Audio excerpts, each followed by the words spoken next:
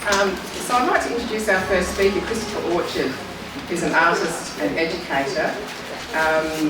He is opening Michael Chorney's show today. Congratulations, Michael, on this beautiful, beautiful exhibition tonight. We're very, very happy to have you. All of the artists who are showing today, thank you for making us look so good, quite frankly. Christopher is an artist and educator. He's had two major exhibitions at the Art Gallery of South Australia. 2017 he was the feature Sala artist and had a major publication about him published by Wakeful Press. And he's got an exhibition in New York in April, which is no mean feat. So, would you like to come up? Thank you, Christopher.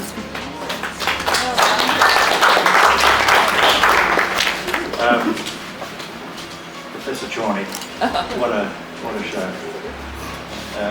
Fourth iteration, and quite remarkably moving. I suppose as you all walk around, you can see, like we all can, the inherent energy in Michael's drawing. He likes working with his whole body, hence the scale of the exhibition. You'll notice the arc of the arm, the arc of the torso, the weight of the body pushed onto the medium itself.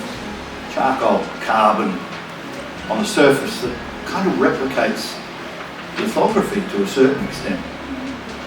Lithography is where a print is made off a stone, but there's a certain texture to lithography that comes from the stone. Michael achieves it through hand drawing with the hand. So there are these beautiful formal qualities in his drawing. The other thing I noticed from the last, one show that I opened in Murray Bridge some time ago, Michael's, there's other things happening, you know, he's wiping the charcoal on the surface. Go around and have a look when you get a chance. And in doing so, he's spreading this kind of carbon material around the surface, and then he cuts back through with an eraser, revealing, and it's almost like, you know, like you dim the lights on the surface of the drawing, and then you hit it with the eraser and the light starts to come on again, and you start to develop a sense of form. And he follows, this guy over there, he follows the form. Watch his marks, watch the way the marks traverse the topography of the bodies of these extraordinary animals. So as he crosses the bridge of a nose or rounds a chest muscle or whatever, you'll see the marks traversing the volume of the form.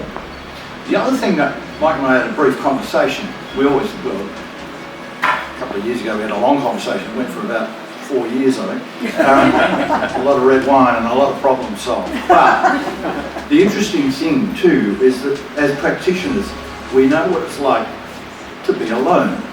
It's a you know, if you choose to, it can be, it's not lonely business, but it's a business you want to conduct by oneself, for oneself in the first instance. And I know the experience as well as Michael, and we talked briefly about it. Entering the studio, potentially in the morning, feeling optimistic, and this is not Michael I'm describing me, but I bet it's familiar. And every studio has a comfortable chair, right? Every studio has a comfortable chair. The artist sits in the chair and appears to be doing nothing. But really, what they're trying to deal with and quell is the fear that God's taken it away. They'll never do another drawing as good as the last one they did again. And I've been in that position for 5 hours sometimes, sitting in a chair in my studio, staring at a piece of blank paper, thinking, should have been a taxi driver. The odds are better. And then 5 hours later, I go and make, and it's a desperate act. It's a desperate act, not for Michael, but it is for me. It's a desperate act. I put the curve, a curved mark near the top of the paper. And for some reason, I don't know what it is, it's like throwing the edge in. And suddenly that little curved line starts to open up a whole territory in the surface of the paper that was invisible, but now becomes visible. And then I start drawing, and then I realise I could have done it 5 hours ago. This is common to Michael and I. This is common to people who work in studios as long-distance runners. And so, you know, we hold our breath and, you know, hope for the best. When Da Vinci was doing The Last Supper, he used to sit, he would run in to Maria del Grazie, the Capella, and he would sit there for 4 or 5 hours. And the little abbot who was supposed to be overseeing the project, this Last Supper, was going to become so iconic, would say, you know, Leo, when are you going to finish? You know? And Leonardo, this is out of, you know, Vasari's diary, Leonardo would run up to the work. He would alter the shape of a toenail. I'm making that up. He would alter the shape of a toenail foreshortened coming towards us. And then leave. He'd be gone for another 2 weeks because he's trying to invent a helicopter. You know, this sort of stuff.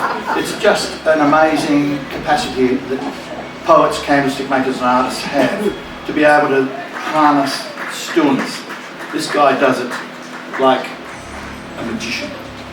Lastly, note carefully, if the rectangle and the square is a stage, watch how he breaks the fourth wall. By that, people in theatre know when the fourth wall is broken, everything is declared. Oh, that's right, I'm watching a play. You can't suspend anymore. Michael breaks the fourth wall by breaking the rectangle.